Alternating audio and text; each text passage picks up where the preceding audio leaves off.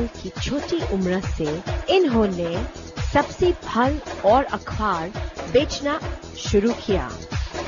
इनके पिताजी police constable थे but he wanted to become something of his own। और क्योंकि ये वादा कल्चर में बड़े हुए हैं जो कि एक स्लम एरिया है, इसलिए ये अपनी कामयाबी कशरे छोटी से छोटी जैसे सीखी। ये है कहानी of Mr. D.S. Kulkarni, founder of the multi-billion-dollar D.S. Kulkarni empire।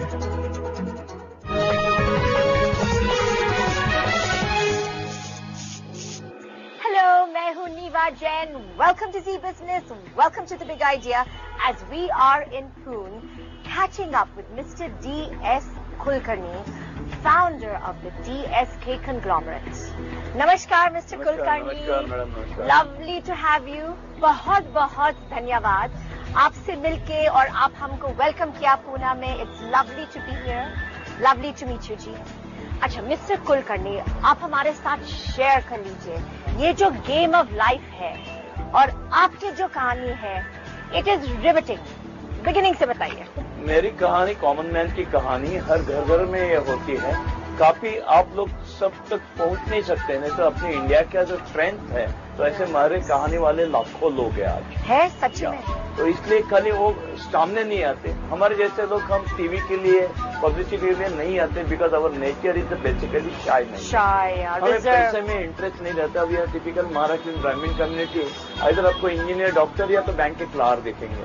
मैं क्लार्क वाला जमाने का आदमी, क्योंकि मेरे एजुकेशन में जो भी है ताकत वो लिमिटेड है। तो मेरी कहानी देखो बहुत ब्यूटीफुल, बहुत अमीर घर में होगी, क्योंकि मेरे पिताजी पुलिस कांस्टेबल थे। मेरी माँ एक दूसरी सेकंड ईयर पास हुई विलेज से आई हुई औरत थी, जिन्होंने एक रूम में पूना के कस्बा पेट बोले तो गरीबों की वस्ती, उसको बोलते हैं लोकमान्य टिळक के लैंग्वेज में केल्या तांबुळ्याची वस्ती, मीन्स कष्टकरी वस्ती, खाली मेहनत वाले लोग। पूना की दो डिवीजन है, एक पांढरे पेशे व्हाइट कॉलर लोग, उसको नारायण शनवार, डेक्कन जिमखाना, बीस एरिया बोलते हैं, एक कष्ट करने लोग उसको पेट बोलते हैं। तो आई एम सो लकी कि ऐसे अमीरों में हूँ। मेरा घर 100 रूम का था, मीन्स वॉट, हम एक रूम में वाड़े में रहते थे। लेकिन वाड़ा कल्चर कैसा था, पूरे हर एक का रूम हमारा ही था। ऐसा नहीं था कि ये जोशी का घर है, चौहान का घर है, शाह का घर है, सोचा नहीं, कभी लॉक ही नहीं लगाते। तो मैं ऐसे रिच कम्युनिटी में पैदा हुआ कि जहाँ एक दूसरे को लोग प्यार करते थे, भले वो अपने ब्लड के रिलेटिव नहीं रहे, अपने नातेवाईक नहीं रहे। और सब जो दोस्त थे वो सब मेहनत करने वाले थे। स्कूल 12 बजे छूटने के बाद, मैं कॉर्पोरेशन स्कूल में पढ़ता था। मेरे भाई और दर्शकों जो भी आपसे देखते हैं, I can speak English, I can speak very well English because I am working in Korea, Japan, France, China, USA, England. तो बिजनेस लैंग्वेज जो होती है, I can for business there is no barrier, business language pocket की रहती है, पैसे की रहती है, आ जाती है। लेकिन अगर दिल की बात करना है, मोटिवेशन की बात करना है, किसी को इंस्पिरेशन देना है, तो माँ की जो लैंग्वेज है, जो यहाँ से आती है, हृदय से आती है, हृदय से आई हुई, फिर वो ब्रेन से आने में पॉज नहीं होना चाहिए। इसलिए मैं ट्राई कर रहा हूँ आपके साथ हिंदी में बोलने में। अदरवाइज मैं जब भी पैदा हुआ तो मराठी में रोया as a first try. Correct. जैसे फिर हंसने लगा तो मराठी में, डांस मराठी में, झगड़ा करना है, गाली देना तो मराठी में, तो अचानक अंग्रेजी भाषा दिल से क्यों करूं। लेकिन मेरा कभी उससे रुकता नहीं है, तो थोड़ा समझ लेना। जैसे मैं कस्बा पेट में रहता था, कॉर्पोरेशन के स्कूल छूटने के बाद घर आता था, तो घर में क्या करूं, जो माँ ने खाना बना के रखा था वो खा लेना, क्योंकि माँ जाती थी सुबह 7 बजे उठ के ट्यूशन लेने के लिए, फिर स्कूल में सिखाने के लिए, आते समय वापस ट्यूशन और कोई रेडीमेड कपड़े सिलाने का कोई जॉब लेके हुए। वडील तो पुलिस कांस्टेबल थे, उनके शिफ्ट जैसे करते थे। जितने भी दोस्त थे वो सब मेहनत करने वाले थे। तो स्कूल में आने के बाद 12 साढ़े 12 बजने के बाद क्रिकेट खेलना चाहिए 5-6 लड़कों के साथ। 6 लड़के कहाँ से लोग, सब दोस्त वर्कर काम करने वाले। हमारे जमाने में टीवी नहीं था, आई एम बॉर्न इन 1950 और रेडियो भी अमीर आंटी के घर होता था। बिना का गीत माला सुनने के लिए हम बुधवार उसके घर जाते थे। तो खेलने के लिए दोस्त लोग, तो उसके दोस्त के जो पिताजी थे, वो पिताजी, हम ऐसे वर्किंग एरिया में रहते थे, पिताजी को पिताजी नहीं बोलते थे, बाप बोलते थे। उसका बाप बोलता था, हे सीख के किसका भला होगा, चलो वो पहला गाड़ी लगा दो। गाड़ी मीन्स वॉट, बेरी बेचो, तो बेरी की गाड़ी। दूसरा एक दोस्त था, वो अमृततुल्य होटल में वेटर का काम करता था। तीसरा एक दोस्त था, उस जमाने में घोड़ा गाड़ी, हम मराठी में इसको टांगा बोलते हैं, हॉर्स कार्ट और रिक्शा दोनों थी, लेकिन हॉर्स कार्ट ज्यादा थी, रिक्शा नहीं आई थी। तो उसका घोड़े का तबेला साफ करना, घोड़े को खाना खिलाना, वो काम करने के बिगड़ में। एक था भरत राठौर जिसका सुपारी का पूरी भरने का बिजनेस था। एक था अरुण कुलकर्णी जो न्यूज़पेपर की लाइन डालना, दूध की लाइन डालना, और सब याद है ना। तो ये सब बच्चों को मैं हेल्प करने जाता था। तो क्रिकेट खेलना है ना इनके साथ, तो 2-3 घंटा उनको हेल्प करता। तो मैं बचपन से उनके साथ जाके बेरी बेच, अमृतुल्य होटल की कपड़े क्लीन कर, स्टोव को क्लीन करके दे, बर्तन साफ करके रख, उसमें काफी सीखने को मिला मेरे को। बेरी सीखने को मिला, बेरी मेरी ज्यादा बेचती है, उसकी एक स्टोरी आपके 6 मिनट के इंटर में कुछ नहीं होगा। मेरी स्टोरी लाइव बताते जाऊंगा तो काफी है, लेकिन इतना ही बोलता हूँ, मेरा जो बिजनेस एंटरप्रेन्योरशिप तैयार हुआ और मेरे छोटे छोटे ये दोस्तों को, गरीब दोस्तों को मैं हेल्प करने लगा। ऑटोमेटिक होता है। Age of 5 to age of 15 is the growing age. मैं आपको बताता हूँ, अब कोई भी चाइल्ड स्पेशलिस्ट से पूछो, ये साल में उसके आजू बाजू में जो लड़के के होता है वो उसके दिमाग में घुसता है। एज सुन एज बिकम 15-16 उसका लाइफ अलग हो जाता है, he become teenage. But up to 5 to 15 सब अच्छा जो भी आजू बाजू चलता है वो होता है। लेकिन वो कहीं उसको बुरी आदत नहीं लगे वो बच्चों को, उसके लिए काम में आते हैं उसके माँ बाप के संस्कार और टीचर के संस्कार। तो मेरे जो भी दोस्त थे जो गरीब थे, लेकिन मेरे माँ बाप की वजह से मेरे को उनकी कोई बुरी आदत नहीं लगी। लेकिन मैं ये बेरी बेच, वेजिटेबल बेच, सुपारी की पूरी भर, घोड़े को खरारा करना, घोड़े को हरभरा खिलाना, चने की दाल, फिर घोड़े का टांगा साफ करना और घोड़े का हरभरा खिलाने का उसका ऐसा हाथ से मॉलिश करके देना। घोड़ा कितना प्यार करता है एक एनिमल, उसमें बचपन से सीखने को मिला, अरे एनिमल से प्यार करो। उसके आंखों में जो प्यार दिखता था वो और कहीं नहीं दिखने को मिलेगा। तो हर चीज, छोटी छोटी चीज, बेरी बेचना हो, होटल में हम जब चाय का दुकान में काम करते थे तो दुकानदार चाय की पत्ती सुखाता था और सुखाने के बाद एक उसके बोर्ड पे था स्पेशल चाय, मारामारी चाय, मारामारी में फाइटिंग चाय। तो 50% ये जूना चाय, 50% नया चाय। तो इनकी मेरे को चोरी समझ नहीं आई कि ये कैसे करते हैं। बचपन से आया कि क्या नेगेटिव है, क्या पॉजिटिव है। और फिर क्या याद है अभी ये सब छोटे छोटे कहानी जो आप बन गया ये इस वजह से। और फिर मेरी पेपर की लाइन चालू थी। मैं रोज सुबह उठ के साइकिल पे पेपर डालने को जाता था, घर घर घर दूध की लाइन डालता था, सब्जी बेचता था, लॉटरी की टिकट बेचता था। मैं एज ऑफ 8 और 10 में मेरी कमाई 2-3-4 रुपए होती थी, बहुत हो गई। 1958-60 की बात कर रहा हूँ। 4 या 5 रुपए महीना मेरे लिए आज के 5000 के बराबर होता था, क्योंकि 5 रुपए में मेरे सेविंग होते थे। हमको क्या लगता था, भेड़ समझते, भेड़ 1 आने में मिलता था। साइकिल समझते थे, साइकिल भाड़े पे 1 आने में मिलता था। अगर गलती से मूवी भी देखना है, मैकेनी शो बोलते हैं, तो 4 आने में मिलता था। But mister Kulkarni, we do have to take a break, but it is astounding. और अब छोटी छोटी कहानी जो बनाता है और आज कहाँ पहुंच गया, पर एक छोटा सा ब्रेक लेना पड़ेगा। फोक्स, ब्रेक टाइम, वापस ही आके we will continue our conversation with mister D.S.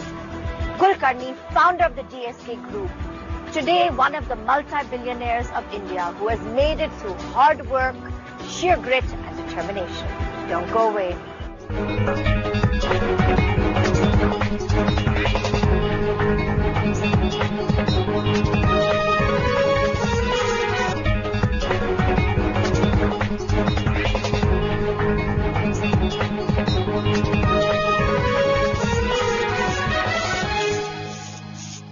Back again, Vapasi. We are in conversations with Mr. D.S. Kulkarni, founder of the multi-billion-dollar conglomerate DSK Group, as we catch up with him in Pune.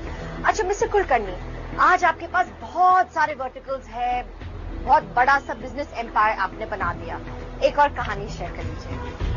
देखो, आपने पहले segment में जब सुना, जब बचपन में छोटे छोटे काम करता था, जैसा बड़ा हो गया तो मीनवाइल पेपर की लाइन के साथ लॉटरी टिकट बेचो, जूने किताबें बेचो स्कूल के समय में, ऐसे छोटे मोटे बिजनेस करते करते जब मैं 20 साल का था तो मैंने कॉमर्स में था। तो मैं 1 महीने के लिए छुट्टी पे कॉलेज ने हमको कॉलेज में अप्रेंटिस करके लगाया था। उस समय देखा कि टेलीफोन का जो एक्सचेंज रहता है बोर्ड, तो मेरे को इंटरेस्टिंग लगा कि मैं सीख जाऊं क्या। कान को ऐसे ईयरफोन लगाते, सामने माइक लगाते। मैंने उस साहब को बोला मेरे को सिखाना हो, बोले 4 बजे के बाद आ जाओ फैक्ट्री बंद होने के बाद। As soon as I go there, he put the earphone here and mic here. I just swap the mic. Because क्या होता था, हर 30 मिनट्स में ऑपरेटर बदलता था। उसकी स्प्लिट जो उड़ती थी, उससे उनको बुदबू आती तो वो डेटॉल लगा के रखते थे।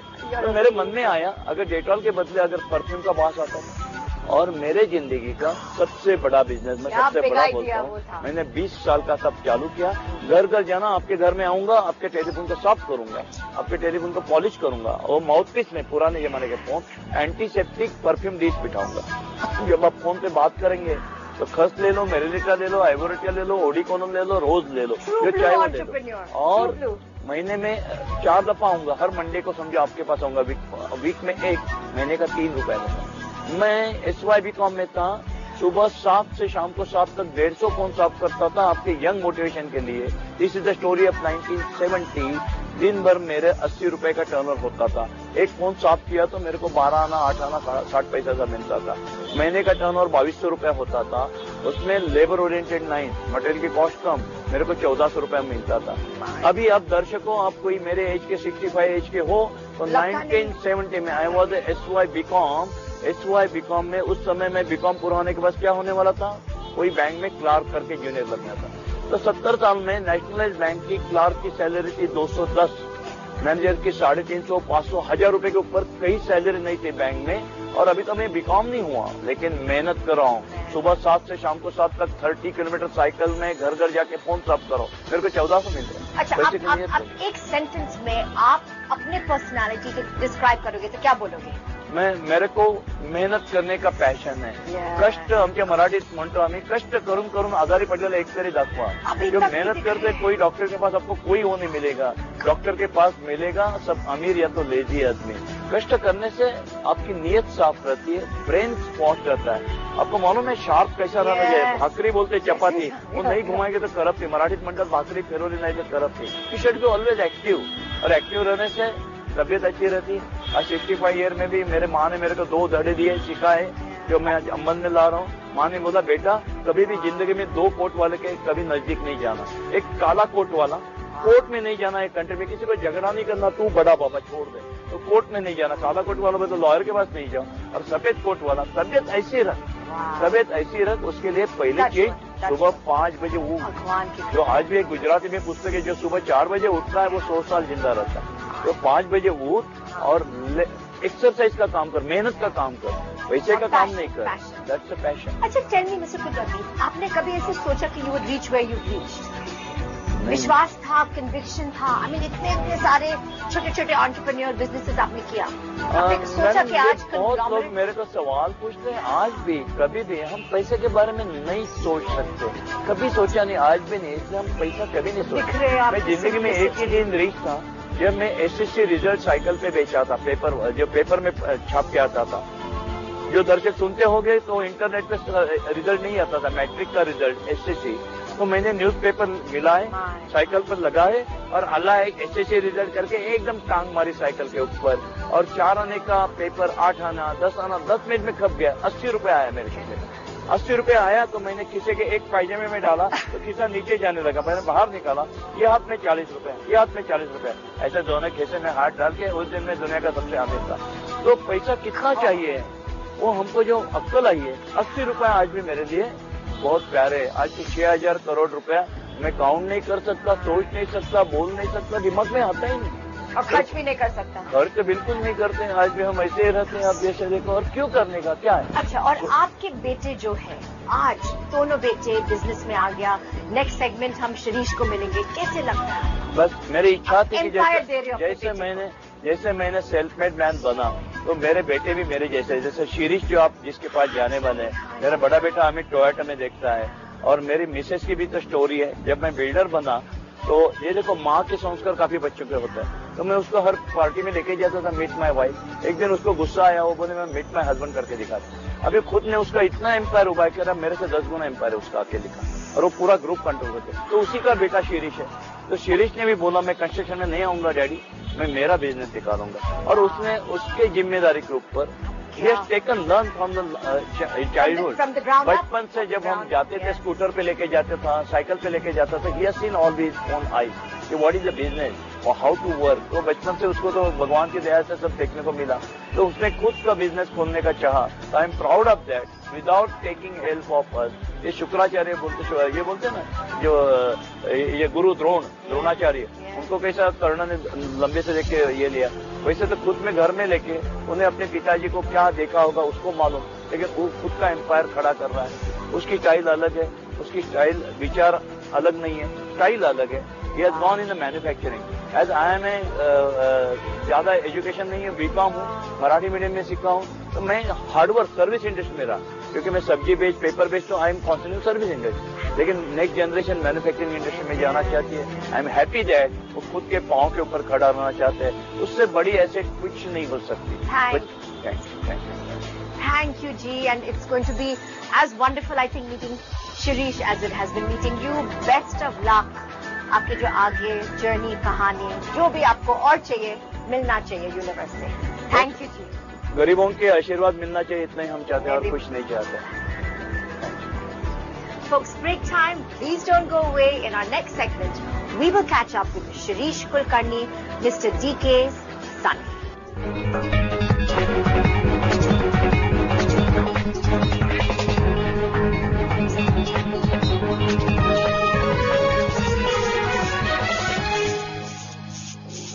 So now we're back again in conversations with Shirish Kulkarni, Skyon and heir to the DSK group. So Shirish, great to catch up with you in this absolutely spectacular state-of-the-art showroom, DSK Vanelli. Hamare saath share kar lijiye, what does it feel like to work with your dad? What are your dreams for taking the DSK conglomerate to another level? I think first and foremost, thank you for having me on the show. It's a great opportunity for me. Oh, beautiful. It's been lovely. So to answer your first question, working with my dad, it's not easy.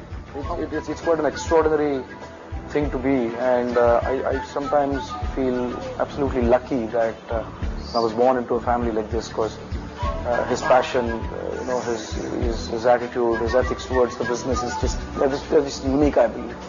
And Shirish, can I interrupt? You described him to the T. Yeah. My little time I spent with him, these adjectives you're using exactly describe. That's the energy that came across. Right. Wow. So it's been quite a special journey. I mean, I've seen him. He's taught me, he's groomed me since the age of, I believe I was 8 or 9, and since then he's been teaching me about certain things, how to live life, how to be, with a few things. So it's been quite extraordinary the way it has been.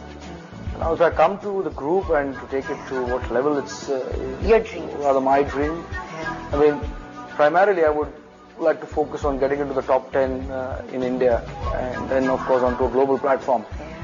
But it's easier said than done. So we just thought that we'll take it step by step. So when we got into the auto field, from Toyota we moved on to Yosung, and now we are with Vanelli. Vanelli, yeah. Yosung Vanelli. On a large manufacturing scale all across India, where we're also looking at perhaps moving into the export area as well. So we're getting there, and I think step by step we will certainly make sure that it's a personal challenge that I've taken up to make sure that we reach. For one so young. I think I have time on my hands, so I think I can do it. Well stated, modestly stated. Acha, aapke opinion mein, do you not feel this market is actually saturated at present? How do you plan to overcome that? I don't think it's saturated, because competition is always healthy. We always require more and more people to come into it so that everyone can, just step up one level from where they are. But if you talk about the superbike market particularly, I think we are quite satisfied with the way the response of the market is, because it's growing every day. From a number what way? Kya response well, for example, 3 years ago, this market was not more than 1,500 units per year for all manufacturers put together. And today we already at about a 10,000 number. So that's grown phenomenal. So it's got an average growth of maybe about 25 to 30%. And it's just going to keep growing, because there's more awareness. There's more awareness even in the rural sector, not just limited to the cities.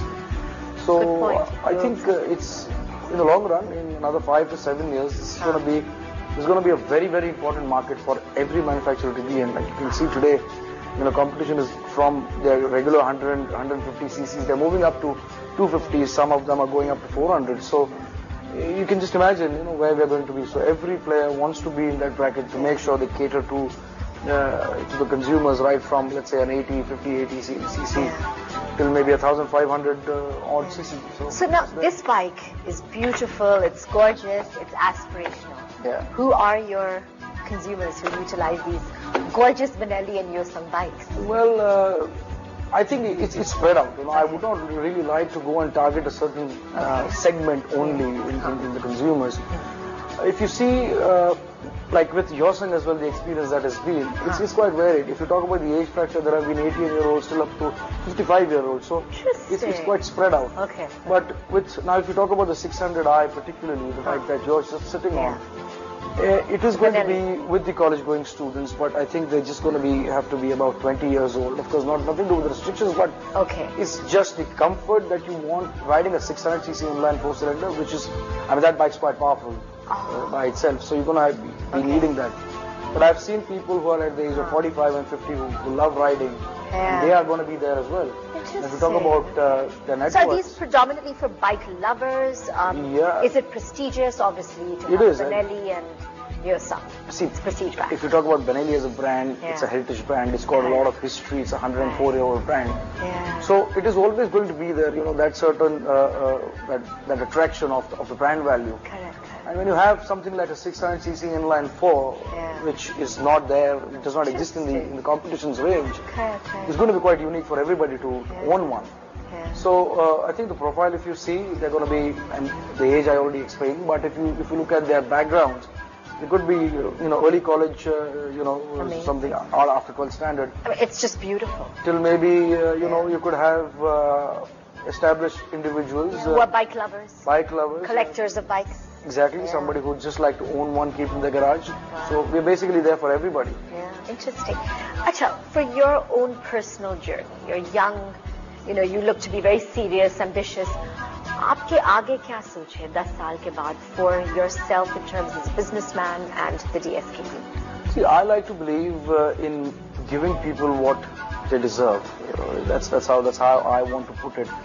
And of course, the business side of it has to be there. It is just natural that you want to, succeed in business, succeed as a human being, expand things to whichever level possible. So that is a part of it. But moreover, I want to make sure that whatever products I bring in, let it be automobile, let it be, in our real estate division, education division, wherever we go, make sure that, we bring a platter to the customers. So whatever is available, if I, come in as a layman, I wouldn't say so much of a common man, but as a layman who's not aware of much of my surroundings in terms of where I'm heading to, but I can choose where I fit in probably an easiest manner possible.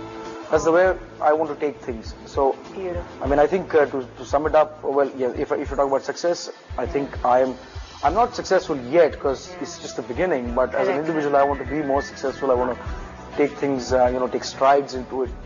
But overall, I think holistically as a group, there are lots of ways to get ahead, and I think we're on the right track for now. I think you are for sure. Shirish, it's been an absolute pleasure to catch up with you and your father. It was really riveting, and it's just been a great experience. Right. We really wish you all the best for the future. Thank you so much. Thank you so much. Thank you. Riveting and fascinating has been Mr. D.S. Kulkarni's journey indeed. In the great nation of India, the traditions and respect for the elders seem to pass down generation to generation. Whether it's a father who is a simple police constable or a billion-dollar industrialist, the riwazes are very much the same. अगले हफ्ते फिर मुलाकात करेंगे. God bless you. मैं हूँ रीवा जैन.